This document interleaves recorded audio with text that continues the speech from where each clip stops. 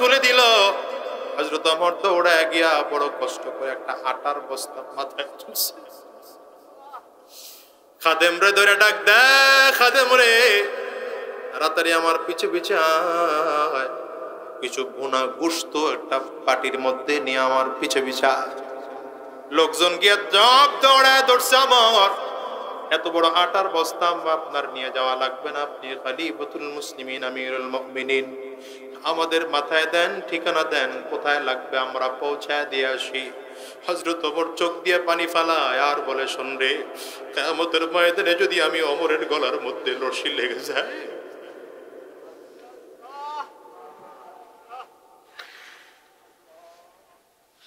ওই দিন তোদের কাউরে পাওয়া যাবে না রে। ওই দিন আমি ওমরের ডানে বামে সামনে পেছনে কেউ থাকবে না। এই জন্য আমার গলায় যেন রশি না লাগে, আমার বিষয়টা আমাকেই বুঝতে দে। হযরত ওমর বিশাল আটার বস্তাটা মাথায় নিয়ে রওনা করলেন মহিলার বাড়িতে। পেছনে খাদিম আসলাম আস্তে আস্তে আস্তে আস্তে করে দৌড়ায়, গোশতের টুকরাগুলো বাটির মধ্যে নিয়ে দৌড়ায়। হযরত ওমর মহিলার বাসায় গিয়া আটার বস্তাটা রাখলেন। খাদেমকে বললেন, তুই তাড়াতাড়ি কর, কিছু আটা লয়া খামিরা বানায় রুটিগুলো বেলতে শুরু করো। রুটিগুলো পাকানোর জন্য আমি চুলায় গিয়ে আগুন ধরাইতে চেষ্টা করি। হযরত ওমর চুলায় গিয়ে আগুন ধরায়, বারবার করে আগুন ধরাইতে যায়, আগুন নিভে যায়। বারবার করে মুখটা কাছে নিয়ে ফু দেয়। চুলার আঘাতের কারণে, ওই রোদের তাপের, চুলার আগুনের তাপের কারণে চানাটা লাল হয়ে যায়। এমনি তো সুন্দর মানুষ, চোখটা লাল হয়ে যায়, চোখ দিয়ে টপ টপ করে পানিগুলো পড়ে। মহিলা দূর থেকে তাকায় তাকায় দেখতেছে, কে এমন মহান মানুষটা, এখনো পরিচয় জানা না। হযরত ওমর যেই মানুষ। খাদেম আসলাম গিয়ে হাতটা ধরে ফেলেছেন, খলিফাতুল মুসলিমিন, এত বড় রিস্ক আপনি নিয়েন না। আমি যেমন রুটি বানাইতেও জানি, তেমন করে রুটি পাকাইতেও জানি, আপনি আমার কাছে দেন না। হযরত ওমর ডাক দেয়, তুই রুটি ভালো করে বানা, আমি রুটিগুলো আগুনের মধ্যে সেকা দিয়া আমি আমার মালিকরে দেখাবো। আল্লাহ,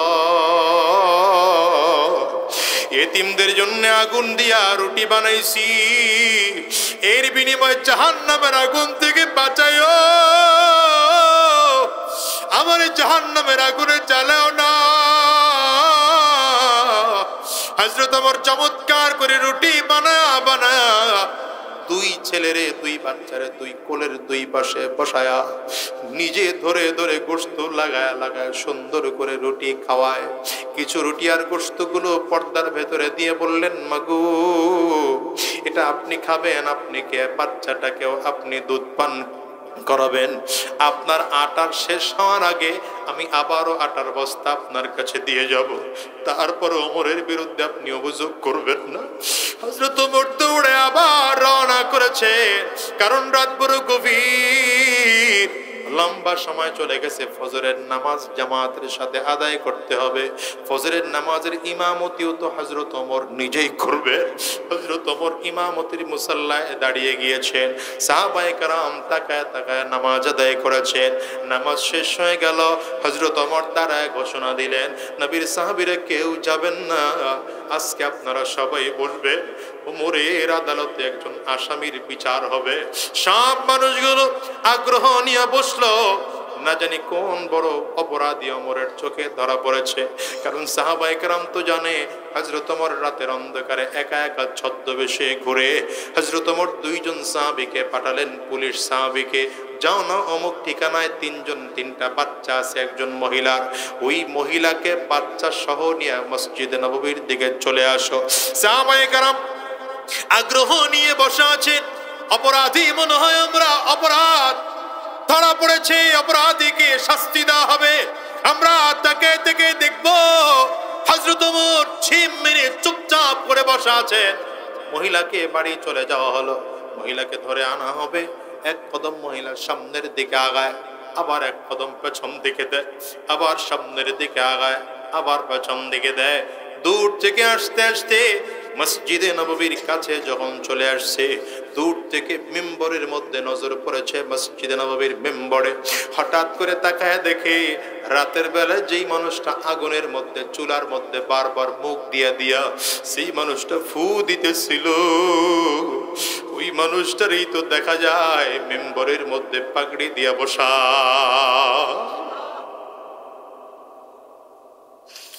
মহিলার বুঝতে আর বাকি নয়, আরে তাইলে কালকে রাত্রিবেলা এটা তো ওমর ছিল, এই তো আমিরুল মুমিনিন খলিফাতুল মুসলিমিন, আমার অজান্তেই না জানি খলিফাতুল মুসলিমিন রে কত কি বইলা ফেলাইছি, আমার না জানি কি শাস্তি হয়ে যায়। মসজিদ নববীর বারান্দায় দাঁড়ায় মহিলা হাত জোর করে কান্না করতেছে আর বলে, ওমর রে আমারে মাফ করে দেন, আমি আপনার বিরুদ্ধে অনেক কথা বলে ফেলেছি, নবীর সাহাবীর ব্যাপারে এতটুকু বিদ্বেষ আমার মধ্যে নেই, কিন্তু আমার সন্তানগুলো ক্ষুধার যন্ত্রণায় কাতরায়, এই জন্য আমি আপনার বিরুদ্ধে কথা বলে ফেলেছি, আমারে আপনি শাস্তি দিয়েন না, আমারে আপনি কোনো শাস্তি দিয়েন না।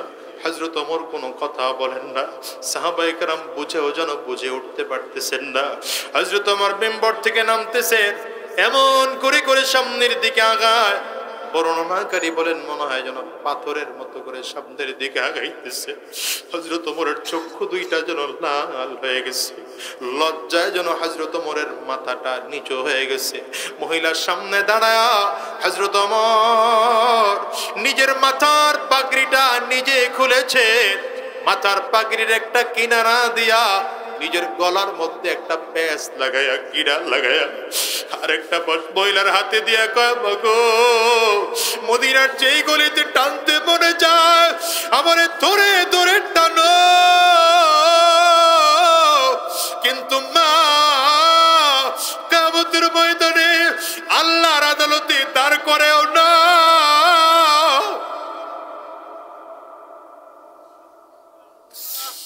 মহিলা আশ্চর্য হয়ে গেল, ওমর কি বলেন, আপনার আমি শাস্তি দেওয়ার ক্ষমতা রাখি নাকি?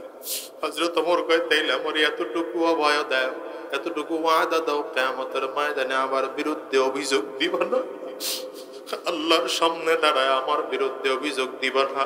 যুবক রে, আমি কি করে তোরে বুঝাবো, বল না ভাই, ইসলাম যদি এদেশে কায়েম হয় কত শান্তি দেশটা হয়ে যাবে বলো।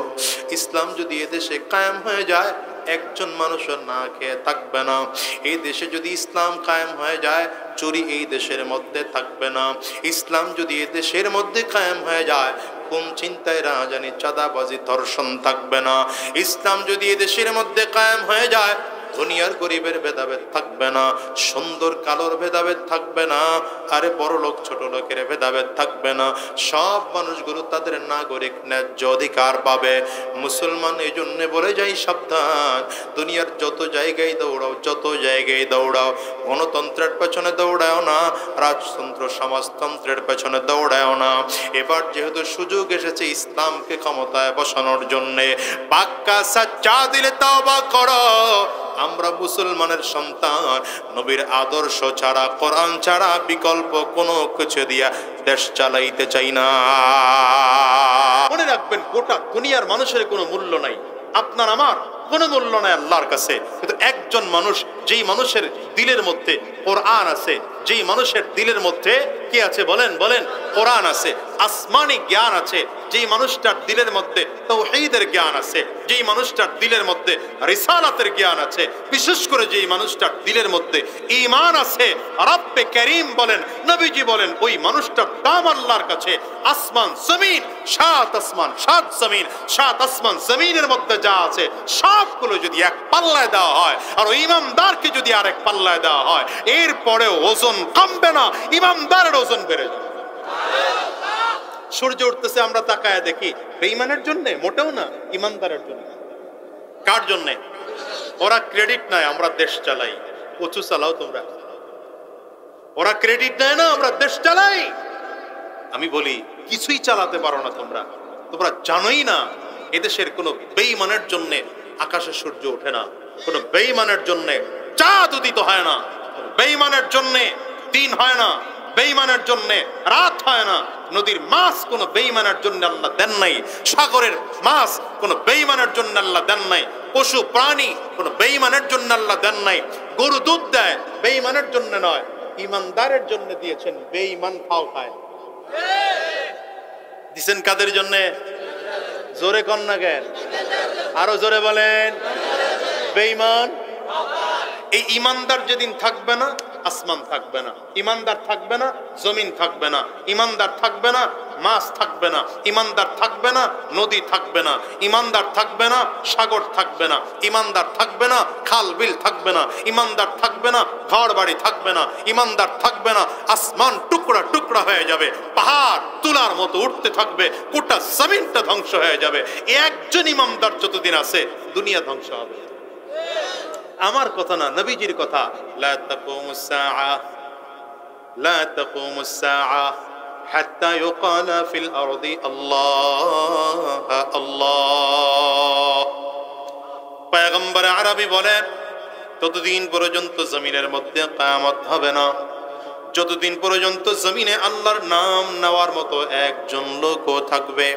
তার মানে বলা যায়, আল্লাহর নাম নেওয়ার মতো যখন একজন লোক গোটা জমিনের মধ্যে থাকবে না, এই সূর্য আল্লাহ তাআলা রাখবেন না, চাঁদ আল্লাহ তাআলা রাখবেন না, আসমান জমিন পাহাড় পর্বত নদী নালা থাকবে না, বোঝা যায় গোটা দুনিয়াটা আল্লাহ তাআলা সৃষ্টি করেছেন ইমানদারের জন্য। বেঈমান ইমানদারের কারণে এরা ফাও খায়। কি কথা বলেন? আপনি মাঝে মাঝে দেখবেন ধান আপনি ভাঙাতে নিয়েছেন, ধানের মধ্যে মাঝে মাঝে চিটা গুলাও ঢুকে যায়। ঢুকে না? আপনি কি চিটা ভাঙাইতে নিছেন? মিলের মধ্যে নিছেন কি ভাঙাইতে? ধান ভাঙাইতে নিছেন। আমার আল্লাহ তাআলাও তো দুনিয়া সৃষ্টি করেছেন ইমানদারের জন্য। বেঈমান আসো থাকতে থাকো, বাদশাহী করবে কিন্তু ইমানদারেরা। ইমানদারের দাম কম না বেশি? আরো জোরে বলেন, আরো জোরে বলেন। মানুষের কোনো দাম নাই, আকৃতি অবয়ব চেহারার কোনো দাম নাই। আবু জাহালের দুইটা চোখ ছিল, আবু বাকারেরও দুইটা চোখ ছিল। কথা কন না কেন? আবু জাহালের চোখ কয়টা? আবু বাকারের চোখ কয়টা? আবু জাহালের জবান কয়টা? আবু বাকারের জবান কয়টা? আবু জাহালের কান কয়টা? আবু বকর সিদ্দিক রাদিয়াল্লাহু আনহুর কান কয়টা? আবু জাহালের হাত কয়টা? আবু বকর সিদ্দিক রাদিয়াল্লাহু আনহুর হাত কয়টা ছিল? আবু জাহালের দুই হাতে কয়টা আঙ্গুল ছিল? 10টা আঙ্গুল ছিল। আবু বকর সিদ্দিক রাদিয়াল্লাহু আনহুর দুই হাতেও কয় আঙ্গুল ছিল? আবু জাহালের কয়টা পা ছিল? আবু বকর সিদ্দিক রাদিয়াল্লাহু আনহুর কয়টা পা ছিল? বলেন তো, এই একই রকম দেখতে তো ছিল, চেহারায় দেখতে আবু বকর সিদ্দিকও যেমন, আবু জাহালও তেমনই ছিল। কিন্তু বলেন, আবু জাহালের নাম কয়জনে নেয়? হ্যাঁ, যদি আমি আপনাদের সামনে এখানে বলি আবু জাহাল, কি কইবেন আপনারা? কি কইবেন আপনারা? নাউযুবিল্লাহ কইবেন। আর যদি কিছু না বলতে পারেন, অন্তত এতটুকু বলবেন, ঠাডা পুরুষ। কথা বল না কেন? কিন্তু যদি বলি আবু বকর, দেখছেন দেখছেন দেখছেন, মাশাআল্লাহ। যদি বলি আবু বকর, কি বলবেন? যদি বলি ওমর ফারুক, সাথে সাথে রাদিয়াল্লাহু আনহু বলা হবে। আরো ক্লিয়ার করে বুঝাই মুসলমান, আবু জাহালের চোখ দুইটা ছিল, আমার নবীর দুইটা চোখ ছিল। আবু জাহালের দুই পা, আমার নবীর দুই পা ছিল। আবু জাহালের দুই হাত, আমার নবীর দুই হাত ছিল। আবু জাহালও কথা বলতে পারত, আমার নবীও কথা বলতে পারতেন। আবু জাহালেরও একটা জিহ্বা, আমার নবীরও একটা জিহ্বা।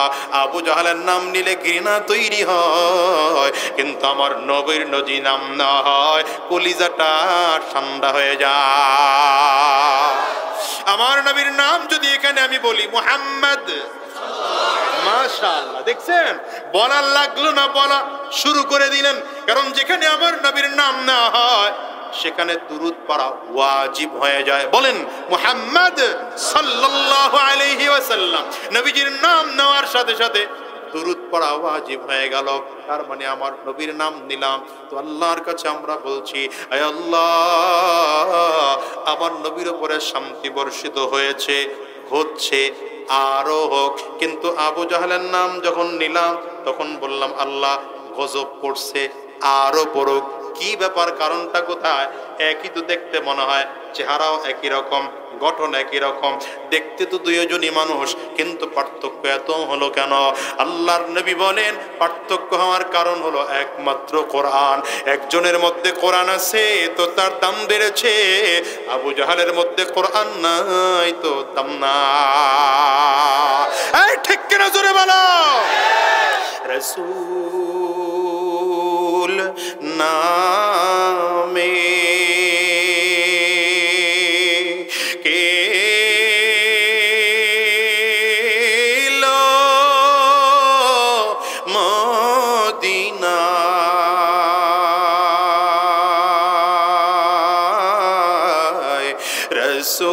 রাসূল নামে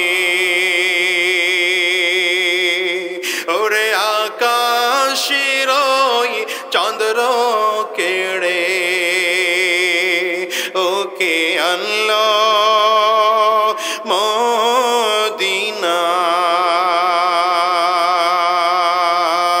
মদিনায়। রাসূল নামে আল্লাহু আকবার কাও না।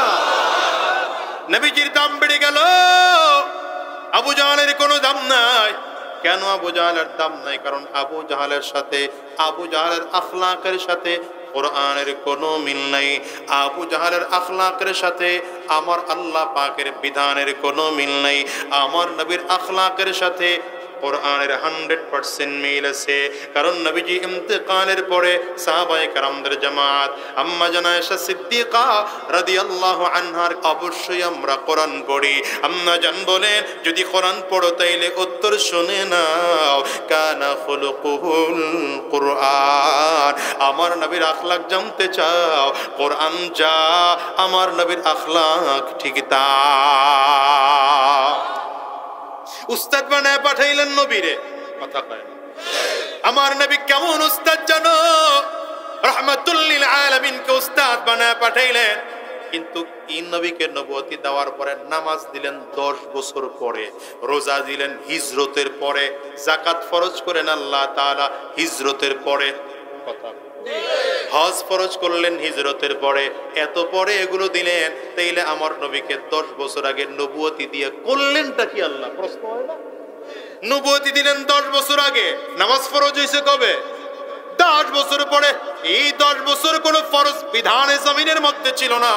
প্রথম বিধানটাই হলো নামাজ, সেটা হলো 10 বছর পরে। কেন হলো? আমার পয়গম্বরে আরবি বুঝাইতে চায় উম্মতেরা নামাজ হলো একটা প্রশিক্ষণ, তবে নামাজ পড়ার আগে আখলাকটারে ভালো বানানো দরকার, চরিত্রটারে ভালো বানানো দরকার। যেই মানুষের চরিত্র আছে রবের কাছে সেই মানুষের দাম আছে, যেই মানুষটার চরিত্র নাই আমার আল্লাহর কাছে সেই মানুষটার দাম নাই। এই জন্যে আমার আল্লাহ তাআলা 10 বছর পরে নামাজ ফরজ করেছে। এই 10টা বছর নবীজি গোটা সাহাবায়ে কেরামদেরকে আখলাকের প্রশিক্ষণ দিয়েছে। কিসের প্রশিক্ষণ দিয়েছেন? চরিত্রের প্রশিক্ষণ দিয়েছেন, আখলাকের প্রশিক্ষণ দিয়েছেন, তাওহীদের পরিচয় দিয়েছেন সাহাবায়ে কেরামদেরকে, রিসালাতের পরিচয় দিয়েছেন সাহাবায়ে কেরামদেরকে আমার নবী, আখিরাতের পরিচয় দিয়েছেন সাহাবায়ে কেরামদেরকে আমার নবী। এক একজন সাহাবায়ে কেরাম এত আখলাক ওয়ালা হয়েছেন। দেখেন নবীজির ট্রেনিং দিয়া, নবীজির উস্তাদ বানায় যখন ট্রেনিং দিয়েছেন সাহাবায়ে কেরাম, এমন আখলাক ওয়ালা হয়েছে। হযরত ওমর ফারুক রাদিয়াল্লাহু আনহু 10টা বছর রাষ্ট্র চালাইছেন। কত বছর? আবু বকর সিদ্দিক রাদিয়াল্লাহু আনহু নবীজি ইন্তেকালের পরে খলিফাতুল মুসলিমিন ছিলেন, আমিরুল মুমিনিন ছিলেন। ওমর ফারুক রাদিয়াল্লাহু আনহু খলিফাতুল মুসলিমিন ছিলেন। হযরত উসমান বিন আফফান রাদিয়াল্লাহু আনহু খলিফাতুল মুসলিমিন ছিলেন। এরপরে হযরত উসমান বিন আফফান রাদিয়াল্লাহু আনহু খলিফাতুল মুসলিমিন ছিলেন। 4 সাহাবী মিলে টোটাল 30 বছর রাষ্ট্র চালাইছে। আমার নবী মদিনায় গিয়া রাষ্ট্র কায়েম করে 10 বছর চালাইছেন। 40টা বছর ইসলামী খেলাফা অনুযায়ী গোটা দেশ, গোটা পৃথিবী চলেছে। একটা দুর্নীতির মামলা পাওয়া যাবে না, একটা চাঁদাবাজির মামলা পাওয়া যাবে না। আমি তো মাঝে মাঝে আমি আমার আলোচনায় বলি, হযরত ওমরের চোখে দেখি না, ওমরের ব্যাপারে শুনেছি। 18 বস্তা মাথায় লইয়া ওই মানুষের বাড়ি গিয়া দাঁড়ায়, আর একজন মানুষ বাংলাদেশে দেখেছি, আল্লামা খালেদ সাইফুল্লাহ সাহেব দামাত বারাকাতুহু, তিনিও চাউলের বস্তা মাথায় লইয়া সাইকেলের পিছনে লইয়া লইয়া গরিব মানুষের দরজার সামনে গিয়া দাঁড়ায়। হযরত ওমর ছদ্মবেশে হাঁটতেছেন, কান্নার আওয়াজ বাচ্চাদের, কোথার থেকে আওয়াজ? বহুত খোঁজাখুঁজি করে দেখলো একটা বাসার থেকে, মনে হয় যেন আগুনের ধোঁয়া উঠতেছে রাত্রিবেলা।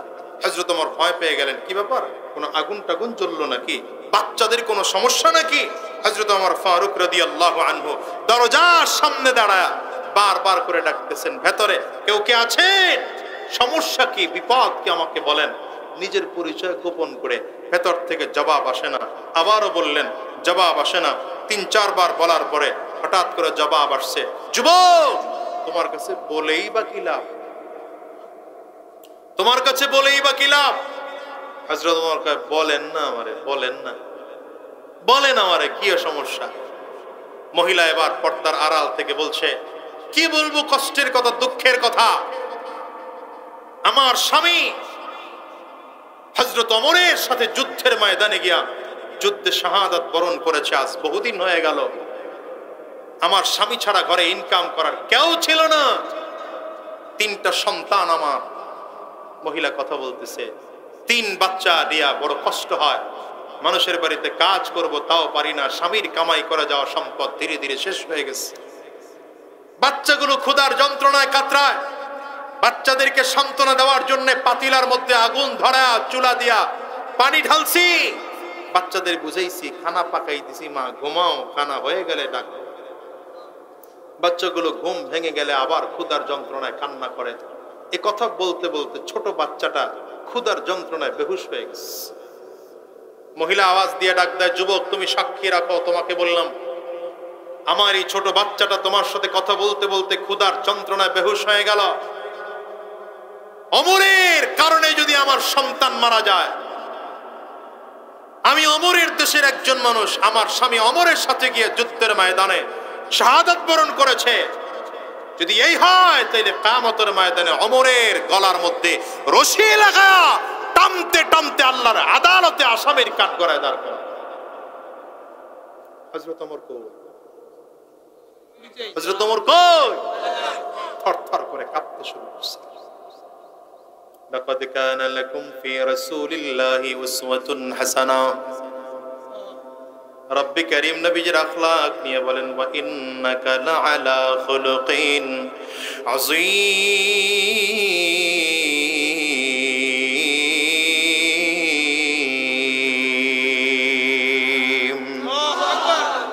আমার নবীর আখলাক ছিল শ্রেষ্ঠ আখলাক, মহান আখলাক।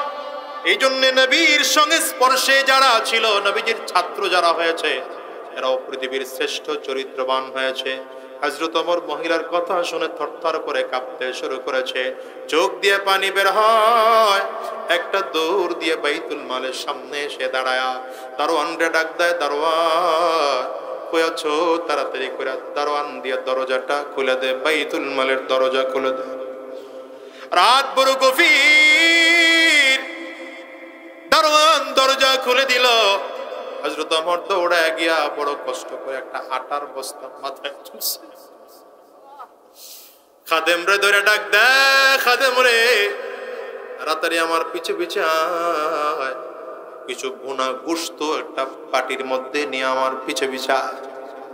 লোকজন গিয়া জব দৌড়ায় ধরছে, আমার এত বড় আটার বস্তা আপনার নিয়ে যাওয়া লাগবে না, আপনি খলিফাতুল মুসলিমিন আমিরুল মুমিনিন, আমাদের মাথায় দেন, ঠিকানা দেন, কোথায় লাগবে আমরা পৌঁছায় দিয়ে আসি। হযরত ওমর চোখ দিয়ে পানি ফালায় আর বলে, শোন রে, কিয়ামতের ময়দানে যদি আমি ওমরের গলার মধ্যে রশি লেগে যায়,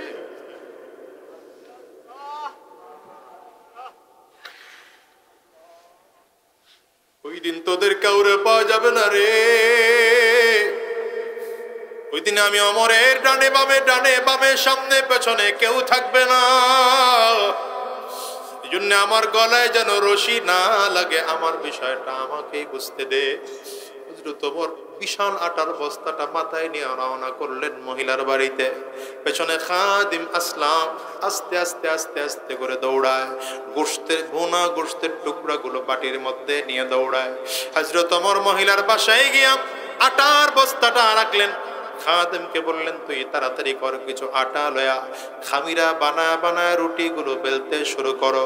রুটিগুলো পাকানোর জন্য আমি চুলায় গিয়ে আগুন ধরাইতে চেষ্টা করি।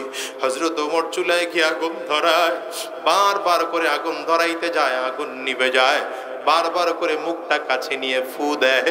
চুলার আঘাতের কারণে, ওই রোদের তাপের, চুলার আগুনের তাপের কারণে চানাটা লাল হয়ে যায়। এমনি তো সুন্দর মানুষ, চোখটা লাল হয়ে যায়, চোখ দিয়ে টপ টপ করে পানিগুলো পড়ে। মহিলা দূর থেকে তাকায় তাকায় দেখতেছে কেমন মহান মানুষটা, এখনো পরিচয় জানা না হযরত ওমর যেই মানুষ। খাদেম আসলাম গিয়ে হাতটা ধরে ফেলেছেন, খলিফাতুল মুসলিমিন, এত বড় রিস্ক আপনি নিয়েন না। আমি যেমন রুটি বানাইতেও জানি তেমন করে রুটি পাকাইতেও জানি, আপনি আমার কাছে দেন না। হযরত ওমর ডাক দেয়, তুই রুটি ভালো করে বানা, আমি রুটিগুলো আগুনের মধ্যে সেকা দিয়া আমি আমার মালিকরে দেখাবো। আল্লাহ, এতিমদের জন্য আগুন দিয়া রুটি বানাইছি, এর বিনিময়ে জাহান্নামের আগুন থেকে বাঁচাইও, আমার জাহান্নামের আগুনে জ্বালাও না। হযরত ওমর চমৎকার করে রুটি বানায়া বানায়া দুই ছেলেরে, দুই বাচ্চারে দুই কোলের দুই পাশে বসায়া নিজে ধরে ধরে গোশত লাগায় লাগায় সুন্দর করে রুটি খাওয়ায়। কিছু রুটি আর গোশতগুলো পর্দার ভেতরে দিয়ে বললেন, মাগো এটা আপনি খাবেন, আপনি কে বাচ্চাটাকেও আপনি দুধ পান করাবেন। আপনার আটার শেষ হওয়ার আগে আমি আবারও আটার বস্তা আপনার কাছে দিয়ে যাব, তারপর ওমরের বিরুদ্ধে আপনি অভিযোগ করবেন না। বাংলাদেশ ইসলামের হোক, কারা কারা চাও দুইটা হাত উঁচা করে দেখাও না, হাত তুলে আমার মালিককে চিল্লায় ডাক দাও না জোরে আল্লাহ, আরো জোরে ডাকো আল্লাহ। আল্লাহ আমরা সবাই মিলে হাত উঁচু করলাম। আল্লাহ আমরা হারাম রাস্তায় চলবো না, শয়তানি রাস্তায় চলবো না, গুনাহের পথে চলবো না, অবৈধ রাস্তায় চলবো না, এমন কাউকে সমর্থন দেব না যাকে দিয়ে গুনাহ হবে। আয় আল্লাহ আমরা দিনদারদের পক্ষে থাকবো, উলামায়ে কেরামদের পক্ষে থাকবো, ইসলাম ওয়ালাদের পক্ষে থাকবো। আল্লাহ তুমি কবুল করে নাও, কবুল করে নাও। চিল্লায়া আওয়াজ করে বলো আমিন। আলহামদুলিল্লাহি রাব্বিল আলামিন, আলহামদুলিল্লাহি রাব্বিল আলামিন, আলহামদুলিল্লাহি রাব্বিল আলামিন। খোদার মালিক,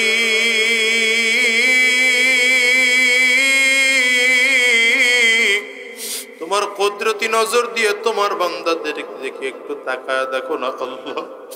এই 2 দিন ব্যাপী মাহফিল শেষ করে আজ চক্ষু ভেজা নিয়ে তোমার দরবারে হাত তুলেছি। আল্লাহ কারো চোখে পানি, কারো চক্ষু দুইটা লাল। আল্লাহ জানি নাই মজলিসের মধ্যে কার জানি মা নাই, আল্লাহ জানি না কার জানো বাবা নাই গো আল্লাহ।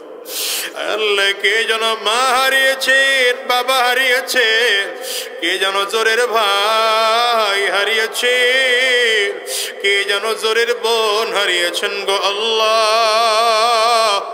আজকের মজলিসের মধ্যে কে যেন তার বিবিকে হারিয়েছেন, পর্দার আড়ালে কোন মা বোন যেন তার স্বামীকে হারিয়েছেন। মালিক আমাদের দিলের মধ্যেও বড় ভয়। আজরাইল তো পেছনে গুর গুর গুর গুর করে ঘুরে, কোন দিন জানি তোমার আদেশ হয়ে যায়, আর কোন দিন জানি আজরাইল সামনে এসে দাঁড়ায় যায়। আজরাইল যদি সামনে দাঁড়ায় যায় আর যদি বেঈমান হয়ে মরতে হয়, জাহান্নাম ছাড়া বুঝি উপায় নাই, কবরে আযাব ছাড়া বুঝি উপায় নাই। আয় আল্লাহ তুমি তাকায় দেখো, তোমার গোলামদের দিকে দেখো না, উলামায়ে কেরামরা চোখের পানি ফেলে কান্না করে গো আল্লাহ, দাড়ি পাড়া মুরব্বী বাজানরা চোখের পানি ফেলে কান্না করে। আয় আল্লাহ, আজকের ময়দান থেকে তোমার কাছে ওয়াদা করলাম আর হারাম রাস্তায় চলবো না, শয়তানি রাস্তায় চলবো না। মেহেরবানি করে আমাদের তওবাগুলো কবুল করে নাও, আমাদের জিন্দেগির গুনাহ খাতাগুলো মাফ করে দাও। জীবনে যত গুনাহ করেছি বুঝে না বুঝে, ইচ্ছা অনিচ্ছায়, গোপনে প্রকাশ্যে, সব গুনাহগুলো থেকে মাফ চাই, মেহেরবানি করে মাফ করে দাও। আমাদের আব্বা আম্মা যাদের জমিন থেকে বিদায়, আব্বা আম্মার কবরগুলো জান্নাতের টুকরা বানায় দাও। আয় আল্লাহ, যাদের আব্বা আম্মা বেঁচে আছেন হায়াত বাড়ায় দাও। যেই মাদ্রাসার উদ্যোগে মাহফিলে মাদ্রাসাকেও কবুল করে নাও, মাদ্রাসার আসাতিজায়ে কেরাম, উলামায়ে তুলাবায়ে আযমদেরকেও কবুল করে নাও। আয় আল্লাহ, মুহিব্বিন মুতাআল্লিকিনদেরকেও কবুল করে নাও। 2 দিন পর্যন্ত যত আলোচনা হলো সেই কথাগুলোর উপরে আমাদের আমল করার তৌফিক দিয়ে দাও, বেহুদা কথা থেকে আমাদেরকে বিরত থাকার তৌফিক দিয়ে দাও। আয় আল্লাহ, গোটা দেশটাকে ইসলামের দেশ বলে কবুল করে নাও, কোরআনের দেশ বলে কবুল করে নাও।